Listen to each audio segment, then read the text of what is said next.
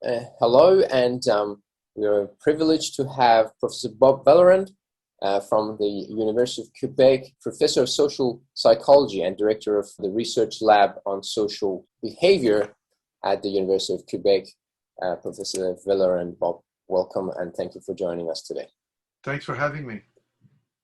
Bob, today's the topic is on passion, and you are a very prominent researcher in this topic of passion, and would love to kind of hear your perspectives on what is passion and what are types of passion and what are their impacts on individuals, on relationships, society, and the world. And so that will be the topic of today. So thank you again for joining us. It's a pleasure to be here. When we started our research about 20 years ago on the construct of passion, we started looking at the field, and basically we're surprised to see that there wasn't much out there. In fact, there was no theory, there was no real definition. People assumed that passion is just loving something, and which is basically also a definition of intrinsic motivation. Mm. So one of my students at the time, one of my doctoral students, asked me a very astute question, and she said, is it possible to love something, but it's going to be bad for you? And I said, oh boy, we all know the answer is yes.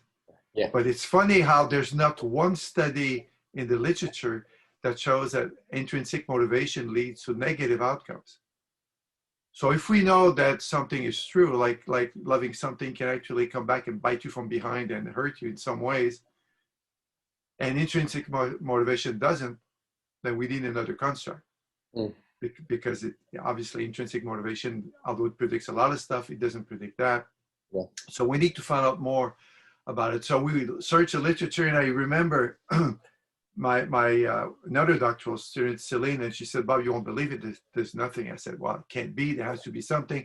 We talk about passion every day, it's out there, in the media, and then we looked it up again, and she was right. I mean, there wasn't much. So we ended up going back and reading the philosophers, because there's a lot of stuff in philosophy on passion. And depending on which philosophers you read, the Greeks were saying, well, passion is bad for you, so don't go there. The Romantics, Jean-Jacques Rousseau and others, Kierkegaard would say, well, life is not worth living without passion, so gee, who's right, who's wrong? And after conducting our research and coming up with our own theory, well, in some ways, both of them were right, in the sense that there's a duality of passion. It can be good, it can be bad for you, and depends on the type of passion. So that's where we got started around the late 90s and the early 2000s. And the way we looked at it is that passion is something that, has very strong attraction for given activities, strong inclination for the activity. And it's something you love. It's something that also is very meaningful to you. It's important to you.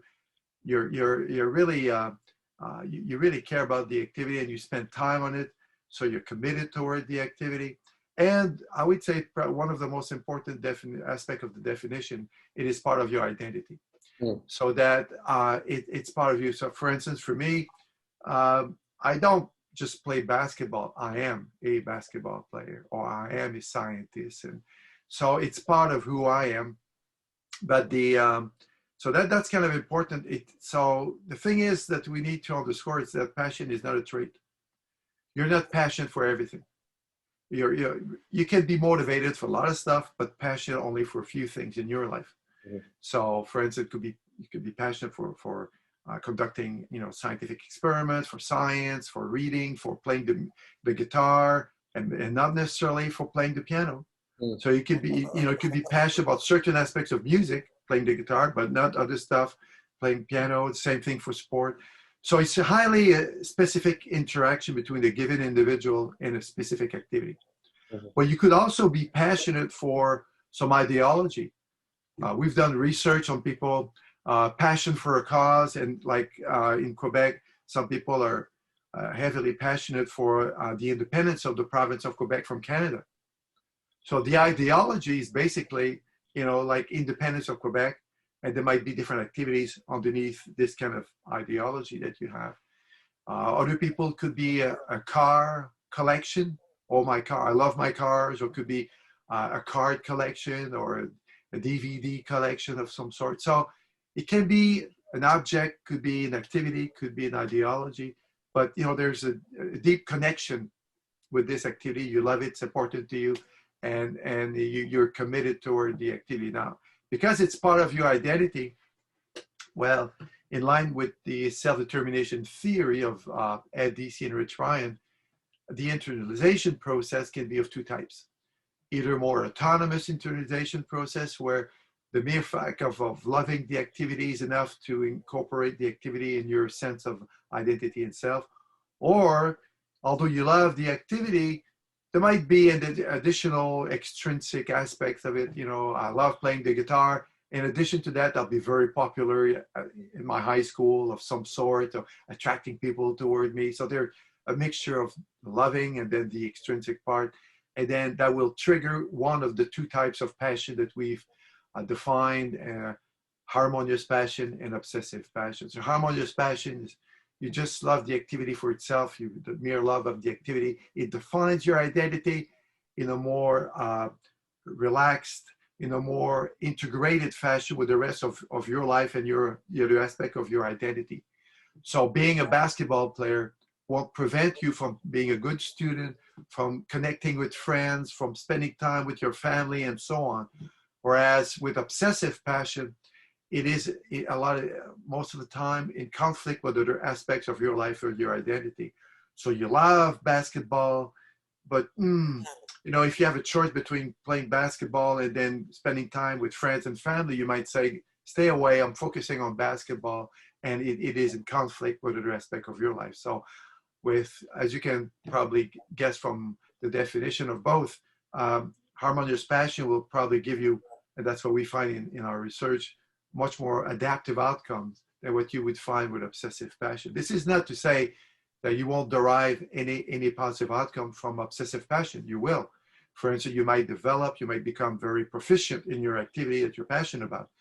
But you might not get the whole package of adaptive outcomes that you get with harmonious passion. And it could be that because you cannot disengage with obsessive passion, that as if you should stop, you will not. You may eventually experience burnout because you can't let go. You may actually hurt yourself because you may practice too much, spend too much time. A lot of runners, a lot of people in sports experience chronic injuries. And the culprit is really obsessive passion. With harmonious passion, you can take some time off, relax, refresh yourself, replenish your battery if you like, and then you can go back again, so that both your psychological and physical health is being preserved and even enhanced with harmonious passion, which would not be the case with obsessive passion. So that's the kind of thing that helps you define the harmonious and obsessive side. But both of them have the same kind of intensity with respect of their with their engagement in the activity.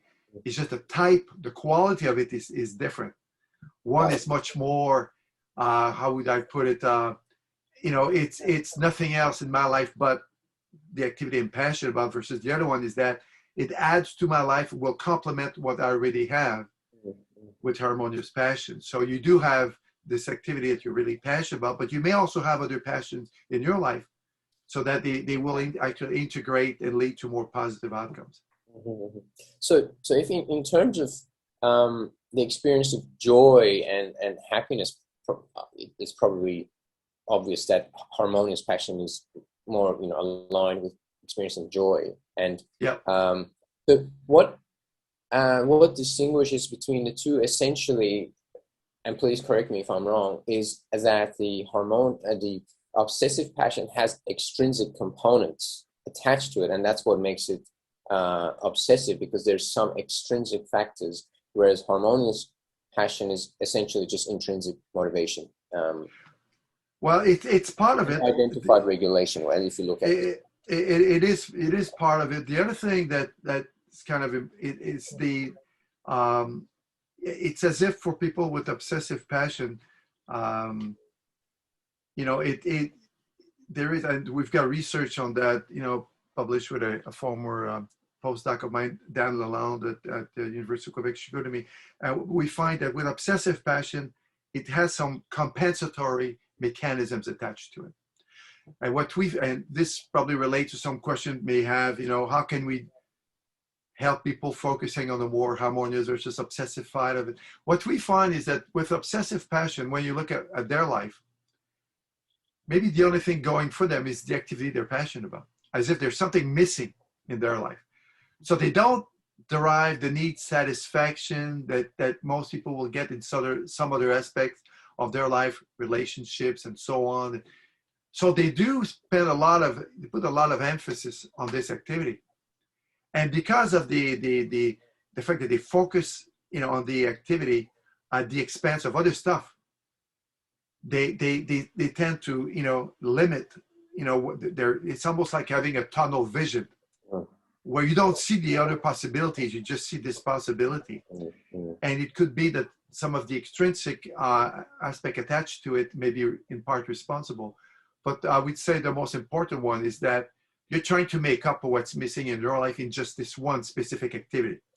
And it leads you to have this tunnel vision, and you won't experience, all the positive experiences you would get from engaging in the activity. So the activity is not as deep, not as positive. So you will probably get some positive emotion, but not as much as with harmonious passion. You may also experience some kind of anxiety. I need to do well. I cannot, allow myself to fail here. If not, what is left in my life? It's the only thing going for me. If I fail there, I'm a total failure, and put a lot of pressure. We find that in research with some of my former doctoral students, Jay Werner Filion, now professor at University of Quebec in Ottawa, that perfectionism. The people are highly perfectionistic in a maladaptive way, as if I feel the pressure from others as well as myself to perform at a very high level instead of trying to do the best you can, and we'll see what happens. And it's funny when you listen to the top performers in any field, and because I'm a basketball player, so a name that comes to mind is LeBron James, now with the Lakers. And for his 18-year career, the only thing that LeBron's been saying is that let's try to be the best we can be. We'll see what happens. He's not talking about beating others or not failing. We cannot allow ourselves. Let's try to grow and to do the best we can. And if we do, we should be in pretty good shape and see what happens, right? So it's not a matter of pressure. You allow yourself. You can sense this kind of relaxation. It's okay. Let's see what happens. Oh, let's explore. Let's. And it's funny, we've done lots of studies, both online, in the field, and what we find is that people who are actually feel secure about themselves are willing to explore, see what happens, even try to allow themselves to fail, but in the process, they may actually learn something new and grow and become better. And so there's, it's not a life or death kind of thing, which is the feeling we get with obsessive passion. Yeah, it's really interesting because you're right. There's no, oh, we have to win this. We have to, that a lot of this language is it's prevalent in a lot of like sports fields and a lot of sports people. Like they have a specific goal to win, and that I guess that's probably what can promote that obsessive passion is towards that extrinsic goal, which is that winning. Whereas what you mentioned is, just do our best. It's about just there's a sense of harmony within, which then manifests itself in the type of passion. That's right. And the fact that putting pressure on people, forcing people to behave in certain ways, being highly controlling, brings insecurity and uncertainty, which triggers obsessive passion. So imagine yourself either as a musical performer. We've done lots of studies with musicians and world-class musicians with former students of mine, Ariel Boonville-Roussy, and then she's now in the UK and coming soon at our university. And what we find is that, with people, if you bring insecurity in there, there's this kind of goal, achievement goals of, not failing. And once you have this mindset, within you that I should not fail, and you have a split-second decision to make, you don't want to fail. So you, instead of being right on with, feeling the groove and being in tune with either the game or where the music and the symphony orchestra and everything, this split-second kind of thing, don't want to fail. You're off tune, you're missing the beat, and you're not performing well. The very thing you're trying to prevent, you will create by trying to avoiding to fail, instead of going with the flow and let's go and let's do the best I can. We'll see what happens, and then you're in tune and you go. So these kind of perspectives are very important. Different mindset that you can create by providing different kind of information, either as a coach, as a teacher. Before a game, if you're telling, okay guys, now don't F up, don't blow this, this thing. We need this game. Don't make any mistakes. By just saying that, you're going to create a mindset where people will actually end up making mistakes, and or will be afraid of making those, and will be as aggressive. Will be playing, like we say in sport, on their heels. Instead of being on the offense, they'll be, trying to prevent instead of going forward. Same thing with music. I was when I was playing for the Quebec team in basketball, for the Quebec basketball team, we were in the states of New York in the Catskills, and I remember that saying a one-on-one, and the older people may remember that, but Dr. J versus Walt Frazier. Walt Frazier was playing for the Knicks back in the 70s, and Dr. J was playing for the Nets at the time in the old ABA, and then they play one-on-one. I said, oh God, I can't go to heaven now. I mean, I've seen Dr. J against, Clyde Frazier, but that's the opposite that really took place. Dr. J wanted to win so much, it just backed him up and dunked in his face the whole time, and there was nothing new. So instead of creating new moves that I thought he would do, he ended up playing safe in order to win. And it was actually very boring in terms of a basketball one-on-one matchup, and which got kind of sad. But that's what we saw. So it's also actually promoting less creativity when people have like this sense of obsessive passion or extrinsic factors playing a role here. I just want to emphasize something, Ehsan, if you allow me. Because I know that you refer sometimes to extrinsic motivation, and that there are some extrinsic factors. I just want to emphasize that with obsessive passion, you still love this thing dearly. Yeah. Right. It's not just, I would say extrinsic motivation is more like something which is like a side kind of thing. Your money is basically on loving the activity, and you adore this thing and everything. But because of the way it's been internalized in your identity, because maybe of the insecurity and everything, and you're listening to this other side of thing, and then you're trying to make up perhaps for what's missing out there. There might be some self-esteem contingencies. Doing well, it will provide you with a boost of self-esteem relative to others and stuff, but still the focus is on loving this thing dearly. So just like with Harmonious Passion, it's just that with Harmonious Passion, the way it's been internalized, you still have access to these adaptive self-processes and opening up.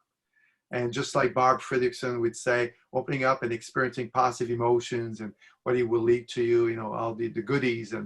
And so it's still love, which is the main focus, but the love is attached a little bit differently and internalized differently. And sometimes with obsessive passion will come and play tricks on you sometimes. So that's really interesting, because so there's an element of incompleteness if I don't, there's, I guess, because it's so part of the identity, or that this person kind of feels incomplete if they don't perform at the highest level or whatever it is, they will diminish a sense of their self, I guess, in a way. That's yes. What creates that obsessiveness about it. Yeah, you're right. I would add to that, in addition to what you've said, which is in my mind is correct, and our research suggests that you may want to see obsessive passion as feeling a void kind of there in identity, Mm-hmm. so that there's a bit of a void, and and eventually, it's going to take a lot of space in there. So imagine if you're putting yourself on the line each day when you're working or when you're playing sport or so on, or music or whatever. There's a lot of pressure, and sometimes if you don't have the right coping skills, it could be anxiety provoking, and you will experience some negative emotions. And that we also find that in terms of coping processes with harmonious passion, they're much more adaptive. You're focusing on the task instead of focusing on others and so on. And then, so the coping processes are much more adaptive with harmonious passion than with obsessive passion.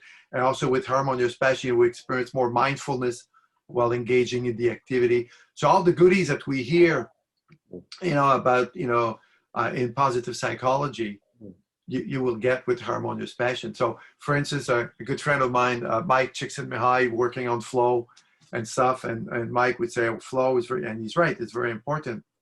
But then, Mike hasn't looked much at how can I experience flow? So one way is to have a harmonious passion for a given activity. And then you experience much more flow than with obsessive passion. And so the flow kind of thing. And so these positive experiences that you get, the important part of it is that they don't die there. So the positive emotions, the flow, the mindfulness, so that, let's say I just play basketball for 2 hours and trying to, work on my craft, but, high five with my teammates, and even, the opponents, a great move. I said, great move, and it's fine. I'm going to get you later, but it's fine. Congratulate the opponents of some sort, focusing, working hard. But all these positive emotions and flow and so on, once I'm done, my day isn't over. Let's say I go to university, which is a bit more difficult these days with the COVID, but I used to go 7 to 9 and then, play basketball, then work a bit on the weights and stuff, and then go to the lab. Well, after these positive emotions and flow, it stays with me, right? So I go into my lab, and these, effects that I had in basketball stay with me for part of my day. We did a study with a former doctoral student of mine, Jen Majot, now at University of Montreal, and Jen got the award for the Marty Seligman doctoral dissertation award. And what we found is that when we follow people over, like, was it a week time, we look at on that day, did they engage in the activity they're passionate about, and as a function of harmonious and obsessive passion. What we found is that with harmonious passion, if you've done your activity on that given day, you experience general positive affect until late at night when they completed the diaries. It stayed for them almost the whole day. With obsessive passion, we didn't find that. What we found is that people with obsessive passion, actually, they experience lower levels of positive affect on days when they don't engage in their activity. So they suffer when they don't do the activity, as if they're trying to get, to stay afloat, if you like. So the positive emotions I get, while doing the activity is just putting me afloat. But if I don't, then I go lower in my positive affect, as if I have this rowing boat and there's water's coming in, and then I need to, take the water out, and that's doing my activity with obsessive passion. And then the days when I don't do that, take the water out of the rowing boat, then the water starts to come in. I don't feel as good. Yeah. So they need to do this in order to compensate for what's missing outside. So that's what we found in our studies with Jen, and I think it's kind of interesting stuff. Really, really important. It seems it almost has some elements of addiction to it. Like, you're addicted to it. So if you're not doing it, you're not feeling it. Well, if you allow me to talk a little bit about that, what we've done in our studies with gamblers is that the people that would go to the casinos and stuff like that, is that obsessive passion is, you still love the activity, but it's a predictor of engaging in addiction, where actually people don't love the activity anymore. They wish they could stop, but they can't. So the passage between obsessive passion, where you still love it, and addiction, where you don't anymore, you're praying for help because you wish somebody would help you, trying to, not engage in this activity anymore. That's the passion, and you predict over time people will hit rock bottom in terms of addiction. So you're right, there is this link between the two. Mm. And you don't find that with harmonious passion. And what is very interesting, controlling for the number of hours that you gamble each week, harmonious passion actually can predict some life satisfaction, positive life states, which you don't for gambling, which you don't get with obsessive passion, which will predict addiction. And it's not only in gambling. We find the same thing for exercise. You know, there's exercise addiction. Mm. And which we know can lead to anorexia and all kind of problems and so on in health. So we do find the same thing in other areas, exercise, gambling, and so on. Now, new research coming out, people looking at smoking marijuana, alcohol addiction, and same findings. If you have a harmonious passion for drinking, you may actually learn, you know, some wine, where it's coming from, what kind of grapes they're from and which country, and then you become an expert because you're passionate about it. Whereas with obsessive passion, you may get some of that, but then you will have also the downside, which is can't stop and so on. And so you do get in a lot of areas. So interesting, you know, combination looking at addiction and obsessive passion. Yeah. So it's become, I think, quite clear as to what obsessive passion is and what harmonious passion is. So now I think the question is, how do people exercise more harmonious passion and avoid falling into the trap of obsessive passion? That'll be. But that's a tough question, because obviously, you know, although we've done research for the first publication, 2003, and there might be out there now maybe like 500, 600 studies on passion and so on. Most of the time people look at consequences and not as much as the determinant. But there is research that we've done. I was mentioning the Vallerand and colleagues publication that we've done in 2017. And one of the ways of making sure that people remain more harmoniously passionate, not as much obsessively passionate, is trying to see, you know, trying to assess the functionality that it plays in your life. And so, you know, the Greek philosophers had a lot of things right. I think they were only partly right with respect to passion. I think people need to engage in passion. But what they had in their, the thing they were suggesting is that, you know, know thyself, trying to find out who you are and, you know, as a person and so on, and what you do and the kind of the functionality these activities serve. So if you find, for instance, that you say, gee, you know, every time I do this, I get into trouble, or I love this, but then I don't get as much as my friends do when they engage. And so why is it? And then you see maybe because I'm trying to get everything in a package that I should get in some other activities in my life. So what we find is that, like with the gamblers, is that if you ask them to focus on some new activity they could engage in their life, in addition to what they do. For some people, like say people are engaging in given sport, could be golf, could be bowling, and so on, and they start to have the feeling that it becomes obsessive about it. It could be that, you know, they actually put all their marbles in this activity instead of trying to have a diversity of activity. But it might be, for the time being, one of the things where they do derive some positive stuff. So as some kind of, you know, if you want to help them out, either as a psychologist or so on, you don't want to take that away for now, because it may serve some functionality, which is, although not as positive as what you get with harmonious passion, there might be some positive stuff. So you don't, you know, threaten people and say, oh, okay, you need to stop doing this. No. But what you're trying to is add something. Instead of taking away, you add something in their life. What would be some other activities you'd like to engage in, maybe with your spouse or so on, or, you know, with coworkers or friends, and say, well, I've always been good in doing this, so maybe I could try doing, why don't you try this week and see how it feels? And then once people start engaging in those activities, what you're going to be finding is that obsessivity will go down in the other activity. So sometimes focusing on where you think the problem is may not be as adaptive as focusing elsewhere. That's why you need to focus on the person and not just the activity. That's right, yeah. Because a person is much broader than just like this guy playing basketball, or this a guy, as a worker, so he's a person with a family, with friends, and so on. So what about these other areas in the person's life? Can we give them a little boost, and by engaging in their activity?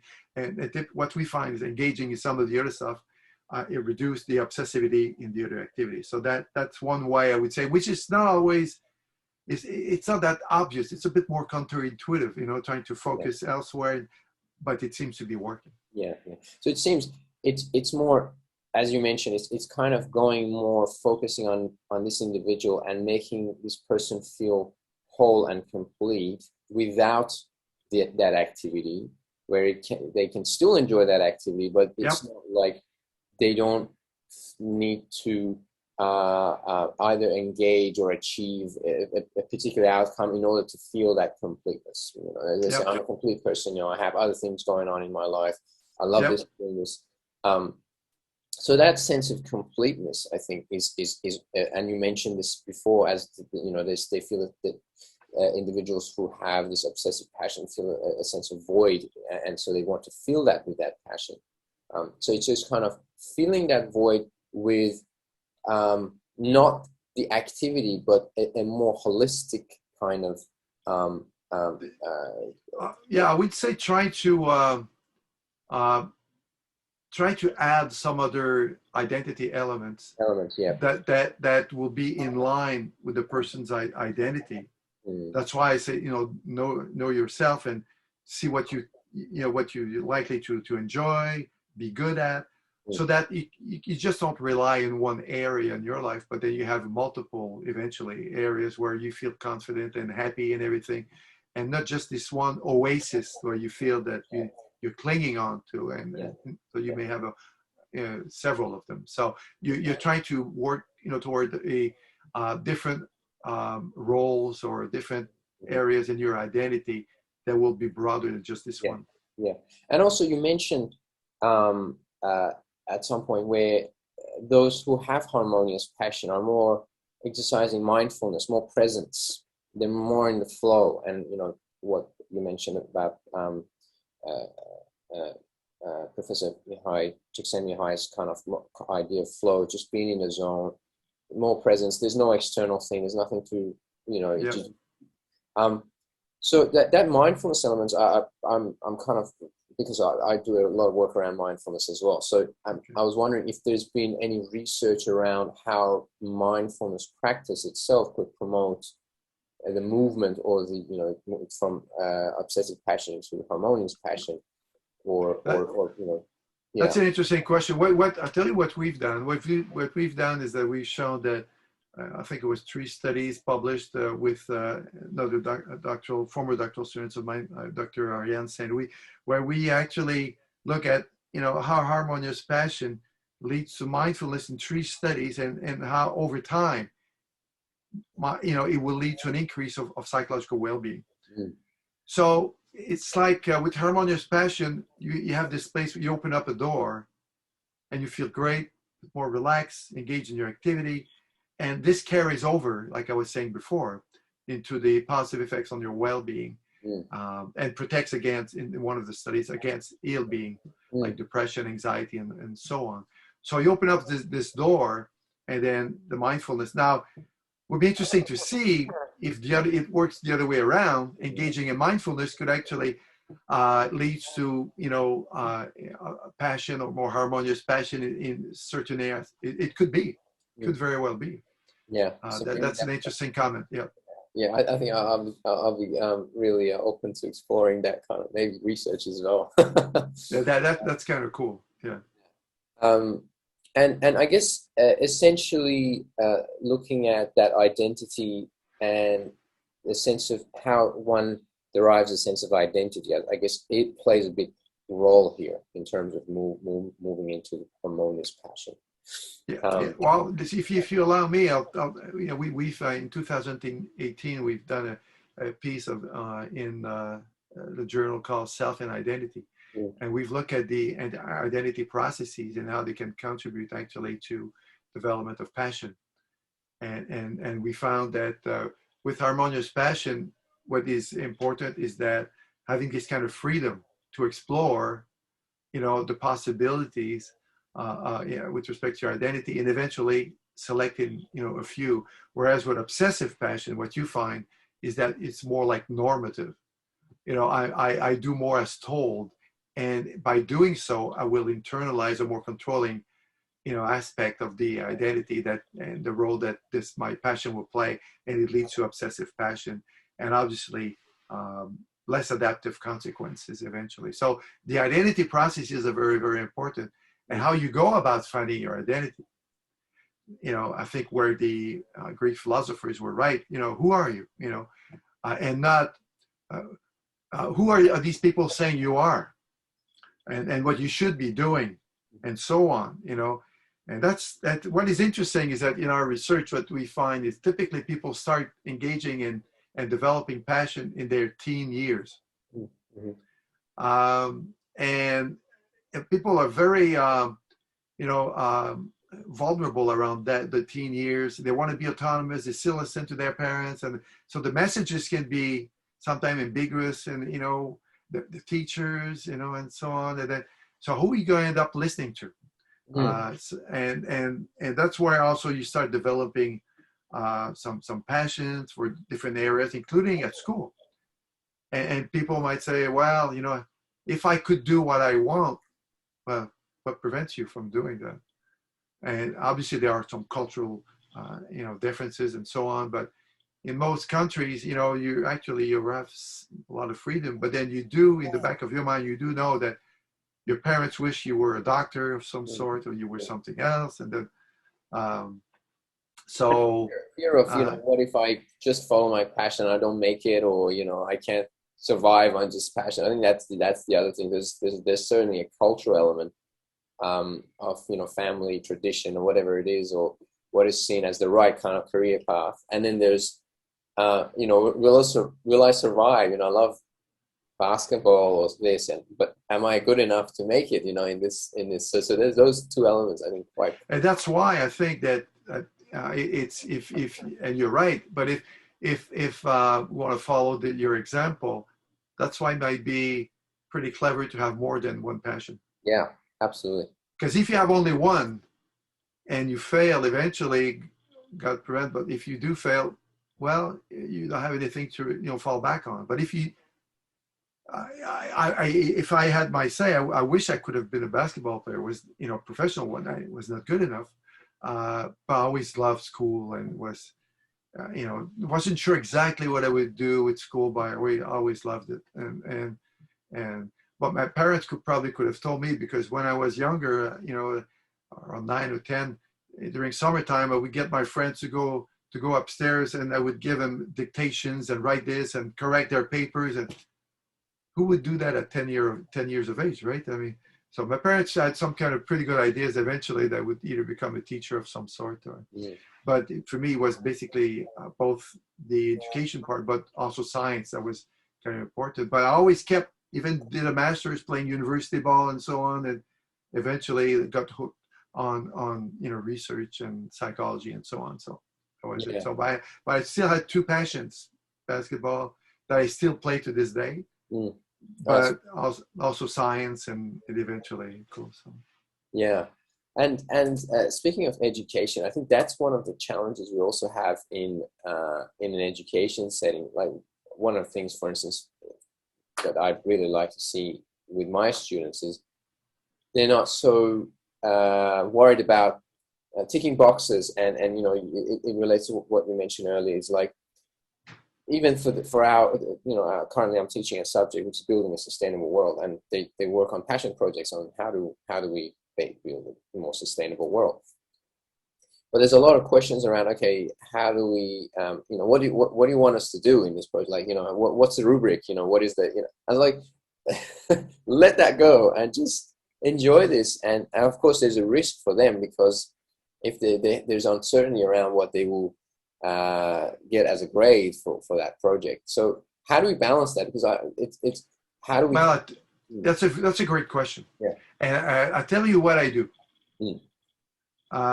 What I call, I try to create in those courses what I call an autonomous structure. because for instance, in psychology, we have those things that we call the honors thesis, where actually undergraduate students, those in the higher echelon, they select to engage in research at the undergraduate level. And over the years, I probably supervised over 35, I'm not sure how many, but like I have three, very good students this year, and each year I'm kind of lucky. I have good ones, but I don't accept everybody. I tell you the way I work, and the way I work is the following. I say, okay, you want to work with me first? Are you aware of what kind of research we do, motivational processes, and so on? And there might be some better fit. I'm trying to listen to what they're passionate about, and they say, well, maybe you want to contact this professor or some sort, and then I tell you, okay, the way I work is if you're interested, this is the way I work. We're going to be spending time together, and we're going to be coming up with your project, but I won't leave you alone. I'll be there with you along the way. So, we'll get together. Instead of starting in September, we'll start in May, a bit earlier, and we'll get together. We'll have our, weekly meetings, maybe more emails, also stuff like that. And we're going to be trying to come up with your angle at which we're going to be studying passion and see, what you're passionate about and what the question you want to find out. But it's going to be very demanding, but I'll be there. So that takes away the anxiety, the uncertainty. People want to be secure that they'll do well. And about the same time, they're not sure if they want to chance it and do something that they're interested in finding out about, but if you prevent, the uncertainty and insecurity to take place, and you say, I'll be there, there's a structure, but within the structure, you're in charge. Mm. So, and some of them say, yeah, I don't know, that's fine. But most of the time people say, yeah, let's go for it. And then once you've gone through this kind of experience, they want more. You've created a monster. Yeah. And I've got some of my colleagues say, what the hell have you done? Now they don't want to do my project. And I said, well, sorry about that, but sorry about that, but that's exactly right. Now, autonomy, once you've experienced that, they want to have a say in what they're going to be doing. It's not as if they're going to be they want more than just execute a project. They want to be part of it. They want to devise it, which is basically science. So we want to create, future scientists. Well, in my mind, that's how we need to do. But if you were to tell people, okay, for your course in the sustainable environment, or now you can do whatever you want and good luck, it's not enough.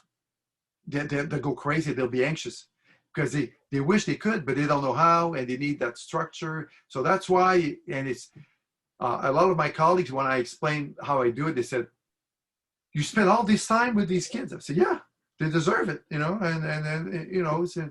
so a lot of my students eventually want to either work with me, but I only take people in research and not the intervention part and everything. So, but eventually I've got over 25 of my former students are now university professors here and there.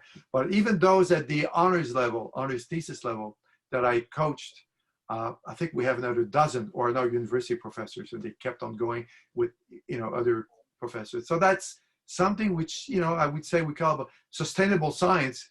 Yeah. It's basically how to coach people to become scientists, and then hopefully give them the freedom to do what they want later on. Absolutely. And that's you've cultivated sustainable passion as well, because, they go on and become professors of other universities, and, it's ongoing impact. So, no, that's wonderful. And I guess, and we only have a few minutes, and there's so much more I wanted to talk to you about because it's a huge topic. But it's something like that I really value, this conversation, because I'll be sharing this with my students and with the community that are passionate about, personal development and becoming the best version of themselves. And but just to, I guess, summarize what we talked about today, is, harmonious passion is very much around a sense of joy and enjoyment of what you do, and it's a process. It's not like a destination they're trying to achieve. And whereas obsessive is like, there's something out there you want to do, or you're preserving a sense of identity through that activity. And just kind of having that mindfulness, having that awareness for individuals, which one are they falling into, and what's the impact on that on them personally, but also on their relationships. And yeah, that's correct. And in addition to that, right now I think we've basically only talked about the personal outcomes, but there are some interpersonal outcomes and some societal outcomes as well. If you're obsessive about something, there's no boundaries, right? So you're more likely, like in sports, we look at hooligans. Who are the hooligans? But the hooligans are people with obsessive passion. They don't have much in their life, but their soccer teams is so damn important that they're willing to go crazy and to become violent about it and so on. People working have a passion for a cause like the environment. Now, where's that fine line? Where do I stop, promoting the environment? And am I willing to sink boats in the ocean, that people killing whales and so on? Where do I stop? Where do I become a delinquent myself? And so do I promote the environment at the expense of the cause or for the cause? And so these are very important elements to reflect upon. And I think that people who are actually have a harmonious passion, there's a morality that you don't cross that border. Yeah. And they're trying to promote what's good for them and for other people. Yeah. So they're more respectful. With obsessive passion, the cause is so important that they're willing to do anything to reach the cause, even hurting other people and even being counterproductive toward the cause. So that's right. And I think that's so important, because you would see, worthy cause. There's a lot of worthy cause, but then the individuals who are passionate about the cause are actually they're not experiencing well-being, because that obsession is leading to them to have more anxiety and just around that passion. And why isn't why are people behaving this way globally? Why they're destroying our environment? So I mean, of course, there's a concern, but if it becomes obsessive, as you said, it will actually not promote well-being. It will promote ill-being instead. That's right. And in addition to leading to some negative intrapersonal consequences, it's bound also to to lead some negative people actually were obsessive, have an obsessive passion for which study was that? I think it was for the independence of Quebec. Were willing to let go of friendships, so people disagree with them, let go, actually quitting their work and taking arms. So when you come to think of it, you say, wow, you can get you on that path, on the negative path actually. Whereas and also when people see that you're promoting a cause and that's what you do, become associated with the cause and becomes counter-defeating. So all the obsessive path is a lot of time is counterproductive, or at the very least not as full and growth oriented as the more harmonious passion. And that's why for me, I think the major need, I think, in people's life is the need for self-growth. Now, if you're passionate about something, it will provide you with some growth within the activity. Now, if you're obsessive about it, growth might be limited to this given activity.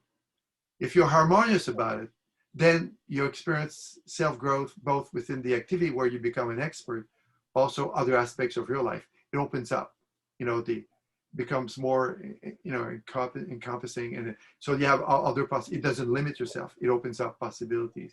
Yeah. And because of the adaptive self-processes I talked about before, experiencing mindfulness and positive emotions in this given area where you grow allows for growth elsewhere in the rest of your life. So there's a kicker effect. And that's what we find with even high performers, professional athletes, we followed some hockey players, midget AAA in province of Quebec and junior AAA hockey players, some of them for over 15 years. Who will play professional hockey? Who? well, obviously, passion will lead you to persist and so on. But what I do find is that with harmonious passion, you will eventually play some professional hockey. But along the way, you have high levels of well-being, which you don't get with obsessive passion. As if it's okay for you to pay the price. The old adage, no pain, no gain. I'm not a real believer in that, because you can actually have your cake and eat it too if you have harmonious passion. It doesn't mean you won't work hard. You will work hard to achieve success with harmonious passion, but you feel good doing it. Which is completely different with obsessive passion. As if with obsessive passion, you go against the grain. It's harder because, you wish that, you could do something else, but you're willing to penalize yourself in the hope of achieving success. That's not the same kind of mindset that you get with harmonious passion. And in many extreme cases, you see people like quantum nationalism is one example. Like, you're passionate about your country. I don't know if that kind of, you can see that, there's passion, obviously. There's no extrinsic factors there. It's just like, it's an identity thing, but people are willing to die for their country, so that's one, that could surely be an example of obsessive. Well, with the hooligans, it's the same thing. It's basically your identity for your club and for soccer. Yeah. So dual identity that bridges into one. My soccer club. Some people actually, will sing this at work. Will sing the song, of their club and everything, and then to their club. They're not playing soccer, and they're not thinking about soccer. They're thinking about the club. So that dual identity. And what happens, when you actually have the world soccer, the championship, the soccer cup, the World Cup, then you have country and you have soccer. Yeah. And we did studies in very interesting where they mesh, and very, very, a lot of fuel involved there. Yeah. A lot of fuel. Yeah, absolutely. Yeah, it's just, it's fascinating. I think there's much more we can talk about, but perhaps maybe for another session. You're on, fine, good. But I just want to thank you, Bob, for today's session and wonderful, so much information about how to become more passionate, but through harmony. And I'd like to kind of also label, if you're happy with me, kind of promoting harmonious passion as sustainable passion, because it is sustainable. It's sustainable for sustainable well-being and sustaining and more positive outcomes for self and others in society. So it's something that's cool. More cultivate. So thank you again, and I very much look forward to reconnecting again in the future. So my students would really enjoy this conversation in the coming week. I had a great time, Hassan. Thanks for having me. And if your students are interested in visiting our website, they can download papers, whatever. But thanks for having me. I had a great time. Likewise. Thank you so much, Bob. All right. Take care. Have a wonderful evening. Bye-bye. You too. Bye-bye.